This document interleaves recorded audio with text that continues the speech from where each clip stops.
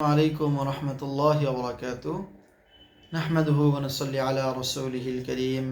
أما بعد فأعوذ بالله من الشيطان الرجيم. بسم الله الرحمن الرحيم. يا أيها الذين آمنوا كتب عليكم الصيام كما كتب على الذين من قبلكم لعلكم تتقون. قال النبي صلى الله عليه وسلم: من صام رمضان إيمانا واحتسابا غفر له ما تقدم من ذنبه أو كما قال عليه الصلاة والسلام. Viewers, সবাইকে পবিত্র মাহে রমাদান আল মুবারকের শুভেচ্ছা। আজকে আমি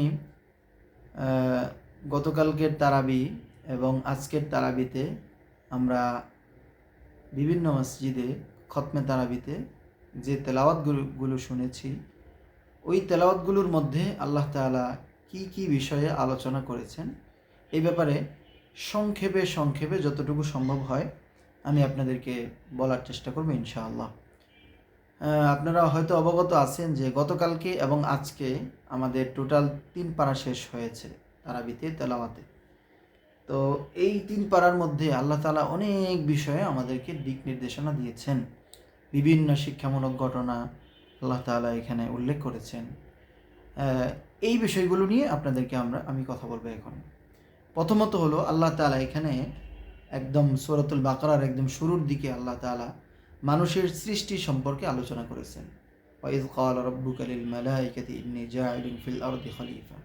ওই যে আল্লাহ তাআলা মানুষকে যখন সৃষ্টি করার ইচ্ছা করেছিলেন, ওই সময় যখন ফেরেশতাদের সাথে আল্লাহ তাআলা কথোপকথন করছিলেন, ওই বিষয়গুলা এখানে উল্লেখ করেছিলেন। পরবর্তীতে শয়তান আল্লাহ তাআলার কথাকে অমান্য করলো, শয়তানকে আল্লাহ তাআলা একদম বের করে দিলেন। এই বিষয়গুলো নিয়ে আল্লাহ তাআলা এখানে আলোচনা করেছেন। তারপরে যদি আমরা যাই, তো আমরা এই যে পবিত্র মাহে রমাদানুল মুবারক যে আমরা পেয়েছি, এই রমাদানুল মুবারক সম্পর্কে আমি যে আয়াতে কারিমাটি তেলাওয়াত করেছি, এটিও কিন্তু গতকালকে গিয়েছে। আল্লাহ তাআলা বলেন, ইয়া আইয়ুহাল্লাযীনা আমানু কুতিবা আলাইকুমুস সিয়াম কামা কুতিবা আলাল লাযীনা মিন ক্বাবলিকুম লাআল্লাকুম তাত্তাকুন। আল্লাহ তাআলা বলতেছেন, হে ঈমানদারগণ, তোমাদের জন্য আমি রমজানের রোজাকে ফরজ করেছি। হ্যাঁ, যেমনিভাবে রোজা ফরজ করা হয়েছিল পূর্ববর্তীদের উপর। অর্থাৎ এই রোজা শুধু আমাদের জন্য না, এটা আদিকাল থেকে আমাদের আগে যারা এসেছিলেন এই পৃথিবীর বুকে, এই মানুষদের জন্য কিন্তু রোজা আল্লাহ তাআলার পক্ষ থেকে ইবাদত ছিল। সেই দিক থেকে আমরা জানতে পারি যে রোজা কিন্তু অনেক গুরুত্বপূর্ণ ইবাদত, যেটা শুধু আমাদের জন্যই না, বরং আমাদের ধর্মের আগে পৃথিবীতে আল্লাহর পক্ষ থেকে যে ধর্মগুলো এসেছিল সেগুলোতেও রোজার ব্যাপারে আল্লাহ তাআলার বিধান ছিল। তো এই বিষয়গুলো কিন্তু আল্লাহ তাআলা এই সূরাতুল বাকারার মধ্যে আলোচনা করেছেন। তারপরে আমরা যে বিষয়টি অত্যন্ত গুরুত্বপূর্ণ, সূরাতুল বাকারার যেই বিষয়টা অত্যন্ত গুরুত্বপূর্ণ এবং বলা হয় যে মুফাসসিরিন হযরতরা বলেন যে আল্লাহ তাআলার কাছে সবচেয়ে প্রিয় কিছু আয়াত আছে যেটা সূরাতুল বাকারার মধ্যে আজকে গিয়েছে, সেটা হলো আয়াতুল কুরসি। আয়াতুল কুরসির কিন্তু অনেক ফজিলত রয়েছে। আয়াতুল কুরসি এমন এক আয়াত যে কোনো এক হাদিসে এরকম আছে, নবী সাল্লাল্লাহু আলাইহি সাল্লাম বলেছেন যে তোমরা প্রতি ফরজ নামাজের পর আয়াতুল কুরসি পড়ো। তো কেউ যদি এরকম আয়াতুল কুরসি প্রতি ফরজ নামাজের পর পড়ে একবার করে, তবে তার জান্নাতে যাওয়া, তার মৃত্যু শুধু অপেক্ষা।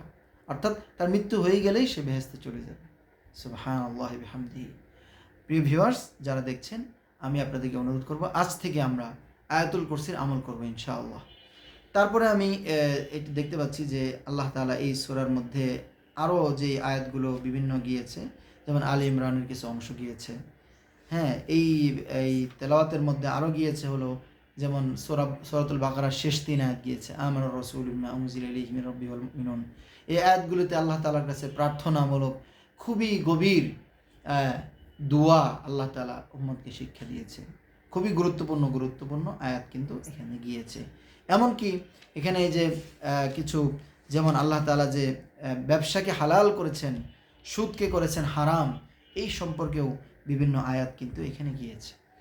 মুহতারাম হাজিরিন, আমরা এই রমাদানুল মুবারক যে আমাদের শুরু হয়েছে, আমরা যে হাবিব সাহেবদের তেলাওয়াত শুনি, আসলে আমাদের এই তেলাওয়াতের মধ্য দিয়ে কি মেসেজ যাচ্ছে আল্লাহর পক্ষ থেকে, এগুলো আমরা আস্তে আস্তে একটু জানার চেষ্টা করবো ইনশাআল্লাহ। আর ইনশাআল্লাহ আমি আপনাদেরকে এই যে ধারাবাহিকভাবে যে বিষয়গুলো যাবে, ইনশাআল্লাহ আমি আপনাদেরকে অল্প অল্প করে হলেও আপনাদেরকে ছোট্ট ভিডিওর মাধ্যমে আপনাদেরকে ধারণা দেওয়ার চেষ্টা করব ইনশাআল্লাহ। আল্লাহ তাআলা আমাদের সকলকে এ রমাদানের প্রত্যেকটা রাত ইবাদতের মাধ্যমে কাটিয়ে আল্লাহ তাআলার সন্তুষ্টি এবং আল্লাহ তাআলার কাছে নিজেকে একদম গোলাম হিসাবে পেশ করে, আল্লাহর গোলামি করে যেন আমরা আল্লাহর গোলাম হিসাবে আল্লাহ তাআলার দরবারে আমরা যেতে পারি। আল্লাহ আমাদের সবাইকে তৌফিক দান করুন। সকলে ভালো থাকবেন, সুস্থ থাকবেন এবং এইরকম কোরআনের তাফসির সংক্ষেপ তাফসির নিয়মিত পেতে আমাদের চ্যানেলটি সাবস্ক্রাইব করে আমাদের পাশে থাকবেন। সবাই ভালো থাকবেন, সুস্থ থাকবেন। আসসালামু আলাইকুম ওয়া রাহমাতুল্লাহি ওয়া বারাকাতুহু।